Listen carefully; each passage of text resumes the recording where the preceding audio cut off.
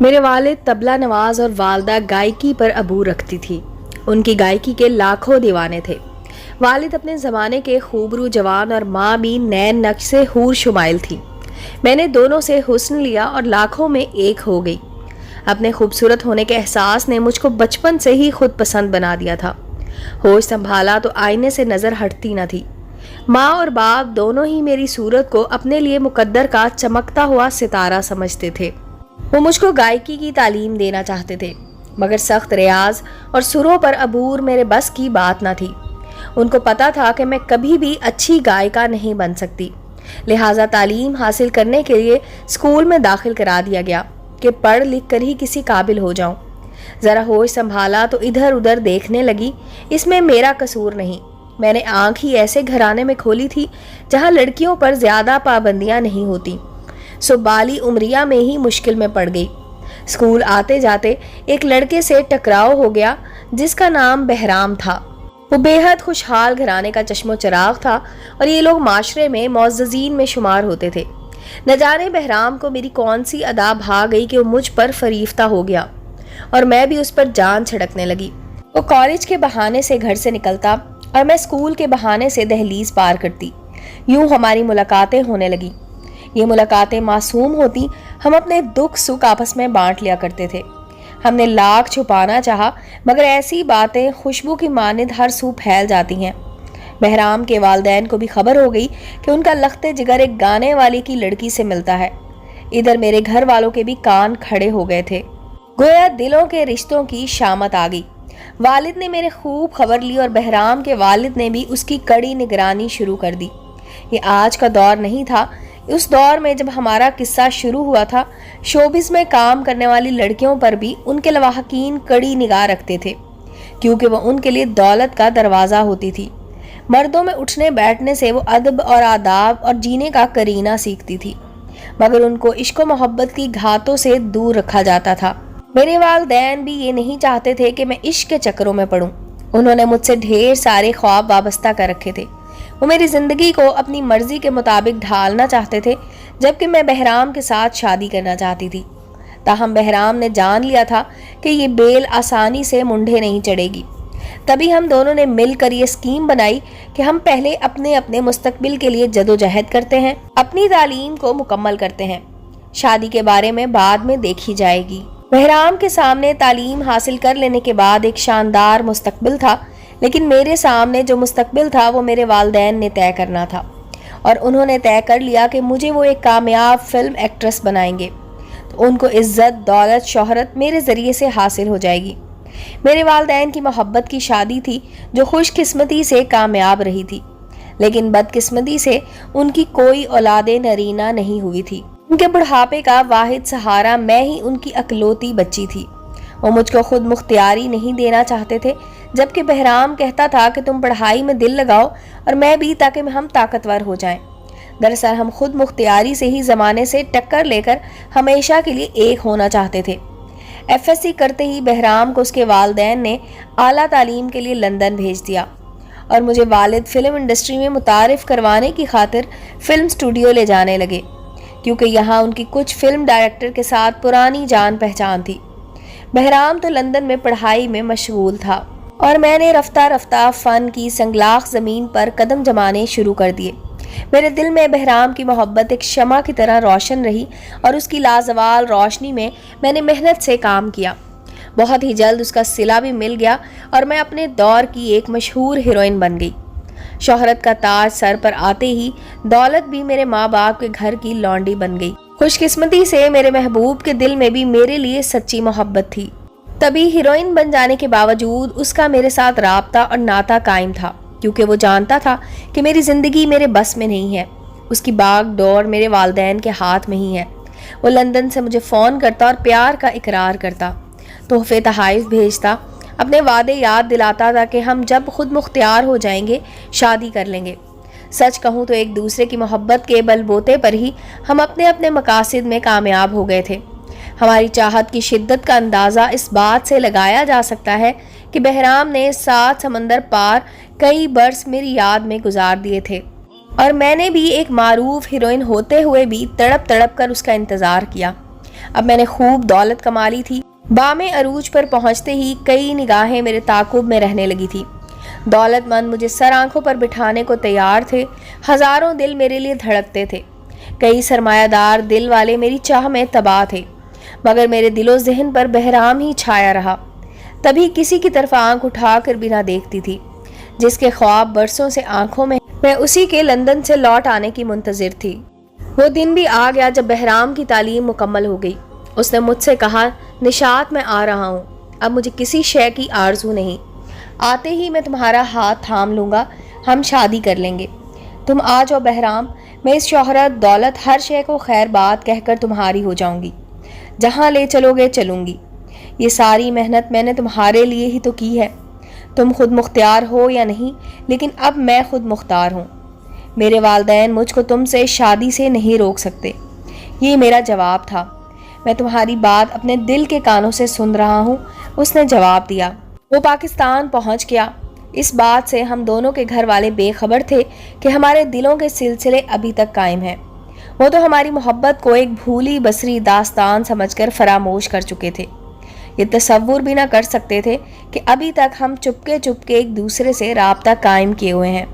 بحرام نے گھر میں کھلم کھلا مجھے اپنانے کا اعلان کیا تو وہاں قیامت آ گئی۔ کہا، یہ معزز لوگ اور ان کی عزت و وقار، اور کہاں میں پردہ سکرین پر گھنگرو کی چھنا چھن پر ناچنے والی ایک فلم ایکٹریس۔ انہوں نے تو آسمان آگ کا اور زمین تانبے کی کر ڈالی تھی۔ ادھر میرے والدین سینہ کو بھی کرنے لگے کہ فن کے عروج پر پہنچتے ہی میں فلم لائن کو خیر بات کہنے کی باتیں کرنے لگی تھی۔ ماں سے زیادہ میرے باپ کو فلم چھوڑنے کا ذکر ستا رہا تھا، کیونکہ کل تک وہ ایک معمولی طبلہ نواز تھا جو پائی پائی جوڑتا رہتا تھا، اور آج دولت کے انبار سمیٹ رہا تھا۔ جو لوگ پہلے اس سے بات کرنا وقت کا ضیاع جانتے تھے، وہی آج اس کی جی حضوری کرتے تھے۔ کسی فلم کے لیے میرے ایک ہاں کہنے کے عوض ساری فلم انڈسٹری اس کی خوشامد میں جت جاتی تھی۔ کسی فلم میں میرا رقص دیکھ کر خود اس کے پیر زمین پہ نہ ٹکتے تھے۔ بھلا ابا کیوں اتنی جلد مجھ کو ڈولی میں بٹھا کر رخصت کرنے کی سوچتا؟ وہ ان باپوں میں سے نہ تھا جو بیٹی کو جلد عزت سے رخصت کرنے کی دعائیں کرتے ہیں۔ وہ تو دعا کرتا، بیٹی خدا کرے فلم انڈسٹری میں تیرے عروج کا ستارہ دیر تک چمکتا رہے۔ جب ہم نے دیکھا کہ آسانی سے ہم ایک نہیں ہو سکیں گے تو کسی کی پرواہ کیے بغیر ہم نے نکاح کر لیا اور ہم کو ایک نئی زندگی مل گئی۔ مگر ہمارے والدین کے گھروں میں کہرام مچ گیا تھا۔ سسرال والے مجھ کو بہو ماننے پر تیار نہ تھے تو میکے والے بحرام کو داماد تسلیم کرنے پر آمادہ نہ تھے۔ ان کی نظروں میں تو وہ ایک ایسا لٹیرا تھا جو ان کی دولت کی دیوی کو لے اڑا رہا تھا۔ بحرام نے ہمت کی اور نکاح کے بعد وہ مجھے اپنے والدین کے گھر لے گیا، اس سوچ کے ساتھ کہ رفتہ رفتہ ایک روز حالات سدھر ہی جائیں گے۔ میں جانتی تھی کہ اس کے گھر والے مجھے قبول نہ کریں گے، پھر بھی بحرام کے امید دلانے کو میں اس کے ساتھ سسرال چلی گئی۔ میرا اندازہ درست نکلا۔ انہوں نے مجھے قبول کرنے سے انکار کر دیا، مجھ کو ایک اداکارہ اور بھاگی ہوئی لڑکی کہا۔